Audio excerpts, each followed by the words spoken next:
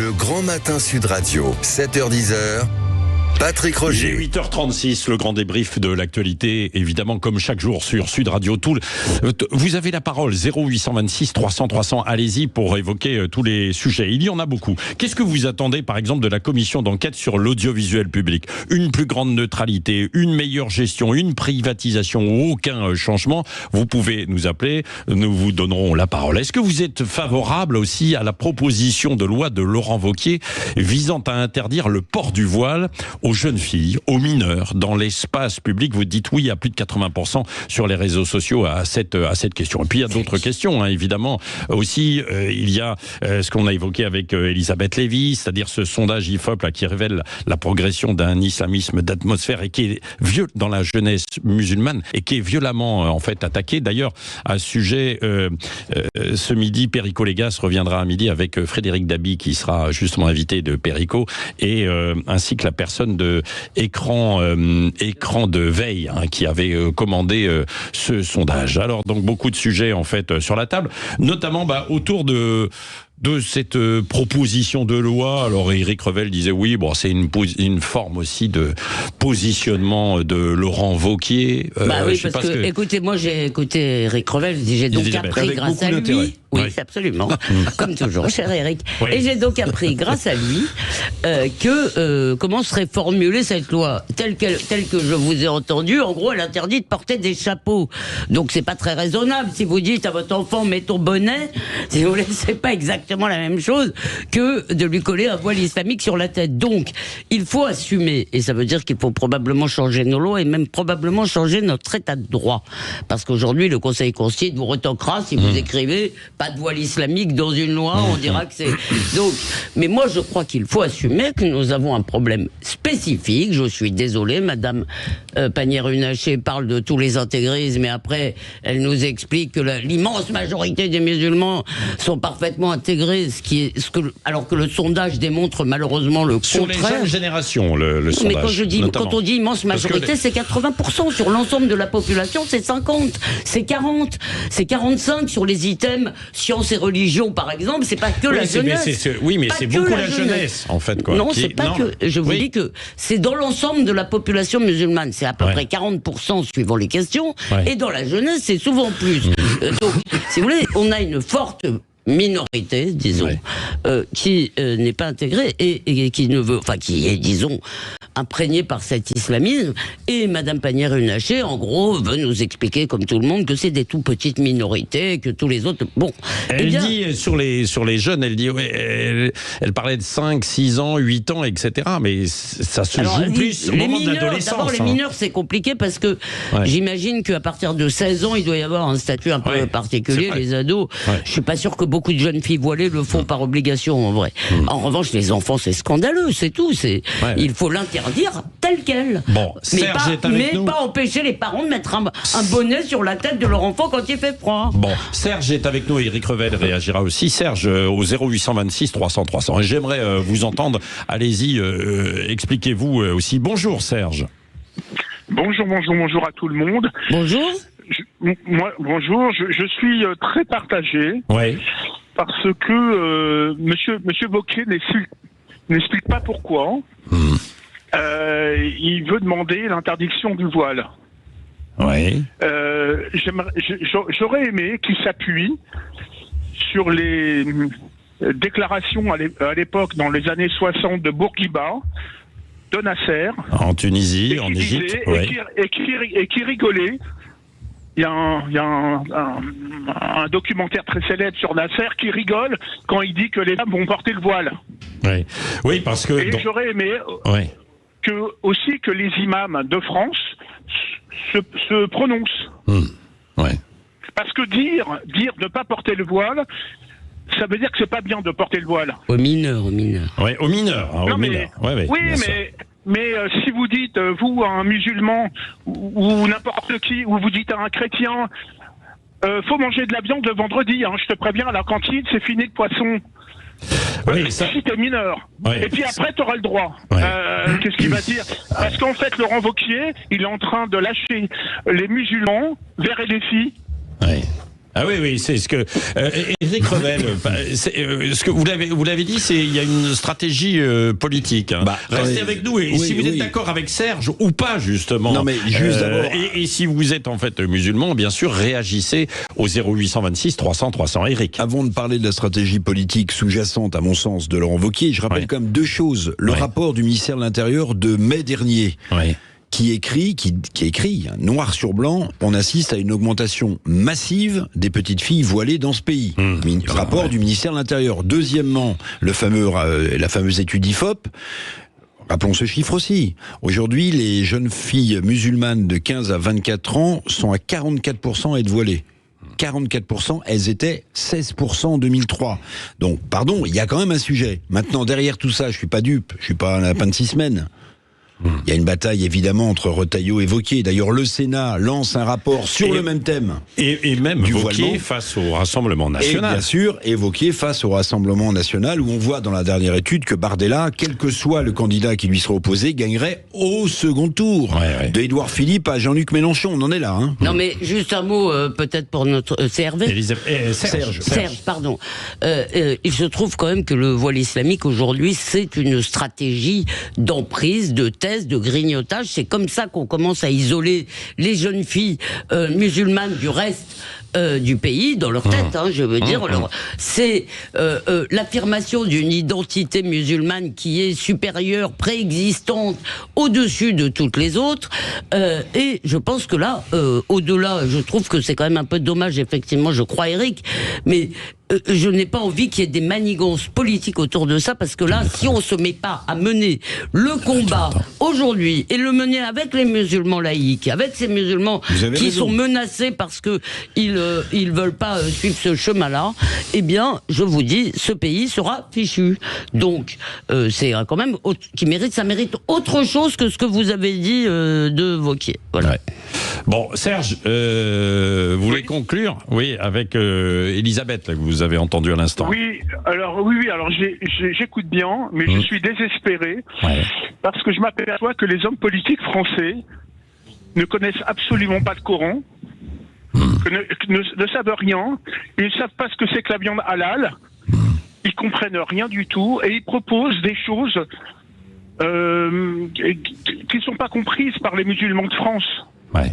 Ce que vous dites, c'est qu'il faudrait s'exprimer pour se faire comprendre autrement, évidemment, pour qu'on réussisse à imprimer en fait un certain nombre de choses, quoi, dans la société, hein, Serge. Si je vous suis, c'est ça. Oui, en effet. Ouais. Mais si vous demandez à Laurent Wauquiez si les musulmans de France, ils sont sunnites ou chiites, je suis pas certain qu'il connaîtra la réponse. Si on lui demande quelle est la différence entre un sunnite et un chiite, je suis pas sûr qu'ils connaissent la réponse. En fait, tout ça, c'est politique. Et depuis Giscard d'Estaing jusqu'à Macron, les hommes politiques français, ils naviguent à vue. Bon, je pense qu'il connaît, parce que c'est quand même, il est assez, qu'on l'aime ou qu'on l'aime pas, mais je pense qu'en fait il est plutôt bien câblé, Laurent Wauquiez, mais évidemment il fait de la politique, hein, vous avez raison, Serge. Allez, nous allons poursuivre dans un instant. Si vous voulez réagir sur ce sujet, évidemment, et le voile, ça vous interpelle, et il faudrait l'interdire aux mineurs, aux jeunes filles de moins de 16 ans, ou alors de moins de 18 ans, vous pouvez réagir 0826 300 300, et puis le service militaire volontaire, qu'est-ce que vous en pensez? C'est une bonne ou une mauvaise idée? On va en parler jusqu'à jeudi, parce qu'Emmanuel Macron laisse entendre qu'il veut le relancer. Ça a existé déjà. 0826 300 300, et sur d'autres sujets, évidemment, vous le savez, vous avez la parole. Je n'oublie pas non plus que vous avez encore quelques minutes pour jouer et envoyer Sud au 7 20 18 pour gagner un séjour dans les clubs hôtels de vacances Bellambra. 7 20 18, vous envoyez le mot Sud. Il est 9h moins le quart sur Sud Radio. Le Grand Matin Sud Radio, 7h-10h, Patrick Roger. Il est 8h48 sur Sud Radio, le grand débrief de l'actualité. Dans un instant, on va vous donner des nouvelles avec Frédéric Brendel du narcotrafiquant qui a été autorisé à quitter la prison de haute sécurité de Vendin-le-Viel. Vous savez, hier, pour un emploi.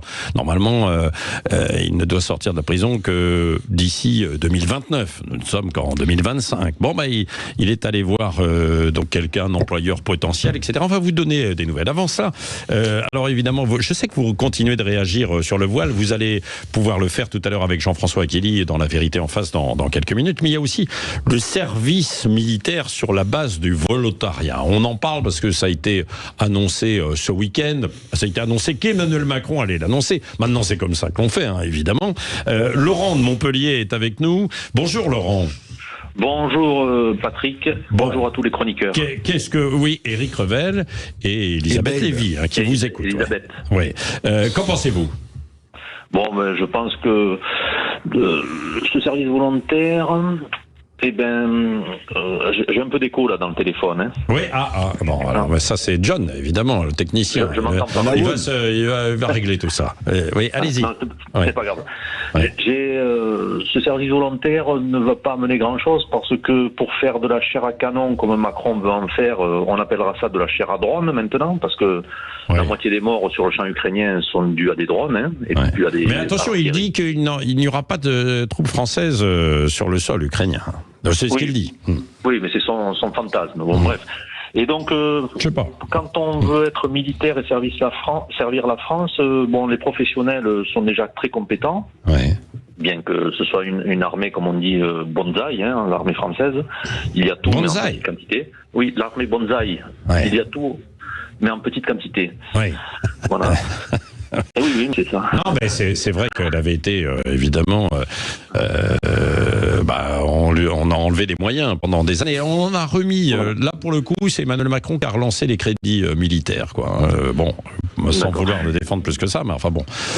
Oui. Et donc, alors, vous n'êtes vous n'y croyez pas trop à ce service militaire volontaire? Et non, parce que ça ne concerne que 10 000 jeunes. Ils veulent monter à 50 000 jeunes d'ici 2030, je crois. Et avec ça, c'est très peu de monde, quoi. Et puis ça ne crée pas une cohésion. Avant, on devait rendre un an de sa vie à la nation par le service militaire. Hein. Ouais. Bon, mais ça crée un peu plus de cohésion, quoique il y avait des objecteurs de conscience et tout ce qui s'ensuit. Mais oui, il y avait. Je vois ce que vous voulez dire. Éric Revel et Elisabeth Lévy, restez avec nous, Laurent, parce que c'est intéressant ce que vous avez lancé. Et je pense qu'il y a d'autres auditeurs qui veulent réagir sur ce sujet. Éric. Pour moi, c'est une tentative pathétique du président de la République qui pourrait s'intituler cherche désespérément à m'insérer dans le débat national. Si vous voulez, il y a toute la séquence de mise sous pression du peuple de France. Emmanuel Macron, je vends 100 rafales à l'Ukraine. Oui, enfin, ils ne pourront pas les payer, donc ça c'est de la com. Non, mais c'est et on ne pourra pas non plus les fabriquer dans les délais. Mon chef d'état-major monte au créneau, vos enfants seront sacrifiés. Après, il y a le kit de survie. Préparez-vous à toutes les catastrophes, y compris, n'oubliez pas votre deuxième trousseau de clés, etc. Puis le dernier truc, c'est je vais modifier un service militaire pour les volontaires qui existe déjà, alors qu'on n'a pas de caserne, qu'on n'a pas de fric, etc. Bon, donc voilà, il essaie de faire parler de lui, alors que d'ailleurs on l'a perdu, le président de la République. Il est définitivement ailleurs. Il est en Afrique du Sud, il est au Gabon, on a du mal à le suivre. On se demande même si... En même temps, c'est normal qu'il voyage, qu'il aille dans les différents pays, notamment en Afrique. Mais on a perdu beaucoup de notre influence. Mais on se demande même s'il ne va pas sur une autre planète de temps en temps, parce qu'on n'a pas toujours des nouvelles, si vous voulez. Bon, mais voilà, donc il essaie de s'insérer dans le débat national, il fait parler de lui. Mais les casernes, on les a vendues, Patrick. On a vendu nos casernes. Ça coûte 2 ou 3 milliards d'euros, cette petite affaire. On est à 1 euro près. Mais bon, écoutez, la com, ça suffit. Qu'est-ce que vous en pensez du service militaire sur la base de volontariat? En fait, j'arrive pas à comprendre quelle est la différence entre ça et recruter plus de soldats professionnels. C'est-à-dire c'est ce que demandent d'ailleurs les professionnels, y compris beaucoup d'élus politiques. Alors, si vous voulez, l'idée que le service militaire va recréer le vivre ensemble par miracle, ça, je n'y crois pas un instant. Pas tel que c'est présenté en plus, parce que c'est volontaire, donc ce sera quelques jeunes. Mais les militaires ne veulent plus de ce service militaire obligatoire pour tout le monde parce que là d'abord ça correspond plus à la guerre d'aujourd'hui et surtout ils sont pas du tout outillés pour faire cela. Donc la réalité c'est que on le fait à moitié comme dit Éric pour faire un peu de com, mais je n'y crois pas. En revanche, je suis pas du tout d'accord avec Éric quand il dit oui, on nous a dit que nos enfants allaient mourir. C'est pas ce qu'a dit le chef d'état-major, Éric. Et moi, je répète, c'est ce que tout le monde a compris ou presque. Les gens n'ont qu'à écouter ce qui se dit vraiment. Voilà, nos enfants enfants, c'est aussi des soldats. Il l'a laissé entendre. Oui, non, mais il s'agit de soldats professionnels, et je vous rappelle qu'il y en a qui meurent déjà, qui ne sont pas les enfants de personne, je le répète. Voilà. Alors, je rajouterais quand même une chose, parce que j'ai dit que le président de la République était ailleurs. En général, j'ajoute, et le Premier ministre est nulle part. Parce que le Cornu, hier, le seul truc qu'il a dit d'intéressant, me semble-t-il, et qui est lié à notre sujet, c'est qu'il dit, il met en garde LFI et le RN en disant, attention, si vous ne votez pas le budget, on prendra les crédits de la défense du budget précédent, et donc il n'y aura pas d'augmentation. Donc en fait, vous serez responsable du fait, en cas de malheur, que la France ne puisse pas se défendre. C'est le seul truc qu'il a dit. Pour le reste, si vous voulez, il est rare en communication, Sébastien Lecornu, mais je lui conseillerais de continuer la même chose. Parce que si c'est pour ne rien dire, s'il veut, il vaut mieux qu'il soit rare. Alors, justement, la semaine prochaine, il y aura une réunion autour de la défense, la stratégie de défense nationale, parce qu'il faut récupérer évidemment l'argent qui avait été annoncé d'autre part. Mais il l'avait dit, le Cornu. C'est ça qui est assez incroyable, c'est que le Cornu au mois de septembre, mais ça n'avait pas été beaucoup relevé. Il avait dit, on arrête le service national universel, contrairement à ce que dit Agnès Pannier-Runacher, ça a été un échec. 5 milliards d'engloutis. Et pour finalement, c'était une bonne idée sur le papier, mais ça n'a pas marché. Et le service militaire volontaire, je le répète, ça existe, ça a été lancé déjà, mais ça ne marche pas du tout. Bon, alors Emmanuel Macron veut donner un coup de pub pour évidemment se donner lui-même un coup de promo, comme vous l'avez très bien dit, Eric Revel. Frédéric Brindel, donnez-nous des nouvelles de ce narcotrafiquant détenu à la prison de haute sécurité de Vendin-le-Viel, qui a été autorisé à sortir hier matin avant 8h. Et est-ce qu'il est rentré Il est rentré pile à l'heure, 21h, comme exigé. Ce prisonnier de 52 ans bénéficiant d'une totale liberté le temps d'une journée. Départ à 7h de sa cellule du Pas-de-Calais pour un entretien d'embauche dans la région de Lyonnaise. Avec sa compagne, il a pris un Uber, puis le train avant de faire le chemin inverse. Son avocate Marie Violo parle d'évidence et justifie cette permission de sortie. C'était sur BFM. Il propose son projet professionnel. Le juge d'application des peines diligente des enquêtes. On a des policiers qui vont vérifier la faisabilité de ce projet et la viabilité de ce projet. Et si ça rentre positivement, si on a un rapport positif de ce projet-là, alors on peut demander une permission de sortir pour muscler d'autant plus ce projet-là. Alors, outre la pression médiatique mise sur le détenu, celui-ci aura finalement connu le temps d'une journée les mêmes craintes que les citoyens en liberté, pouvoir rentrer à l'heure en étant confronté au retard de train authentique. Son objectif sera maintenant d'obtenir, vous l'avez compris, une sortie anticipée avant 2029. Il a déjà purgé 15 ans de peine. Bon, voilà, il est rentré.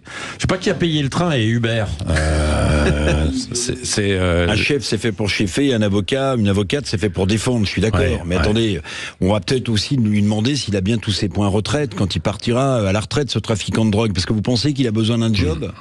Il a besoin d'un job ? Non, en fait, il légitime le fait qu'il aurait un emploi pour sortir plus tôt. En fait, c'est ça, bien sûr. Mais attendez, je pense qu'un baron de la drogue, il a moins de points de retraite que d'argent liquide. Se fout du monde. Non mais moi j'étais même pleine de bonne volonté, prête à penser qu'on avait fait quand même quelques progrès dans cette lutte contre le narcotrafic, notamment avec cette fameuse prison de haute sécurité. Mais en fait, ça pose quand même le problème des juges d'application des peines, parce que là, et l'administration pénitentiaire et le parquet, c'est-à-dire le ministère, s'y sont opposés. Donc la réalité, c'est que toute notre politique pénale et notre politique contre le narcotrafic est soumise au bon vouloir de magistrats assez fantasques. Bon, et voilà, et donc il les pouvait juges d'application des peines, les fameux juges d'application des peines, qui ont fait un bras d'honneur à leur hiérarchie incroyable sur cette affaire. Bon, et ce qui est assez incroyable, c'est qu'il est parti en fait librement. Il n'y avait même pas un bracelet électronique. Non, ni une escorte. Non, mais je comprends pas. Non, mais l'escorte, d'accord, mais un bracelet électronique, on aurait pu le mettre pour savoir où il allait, est-ce qu'il l'enlevait et tout. Non, même pas. À 8h58, on continue La Vérité en face dans un instant sur Sud Radio. Continuez d'appeler.